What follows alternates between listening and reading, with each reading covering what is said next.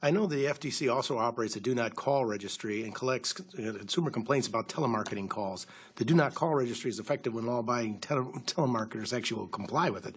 But I understand you're working with the FCC, who regulates the telecommunications industry on reducing robocalls.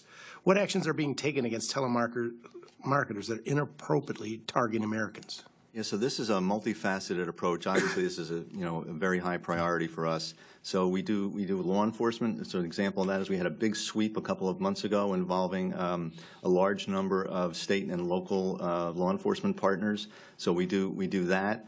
In addition, we're looking at the entry point for the robocallers to get into the system, whether it's a VoIP carrier or a common carrier, which allow me to segue into putting a plug in for getting rid of the common carrier exemption, because I think to a significant degree, some common carriers may be facilitating the robocalls, and if we had jurisdiction, we could get at that.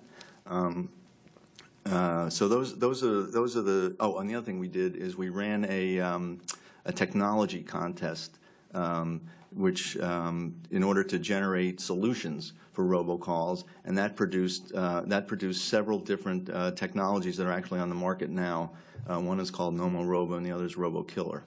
So, in fact, the last one is I'm very excited about that one, because what that one does is it answers the call with a bot and just keeps the caller on the line, indefinitely wasting their time and their money, not yours.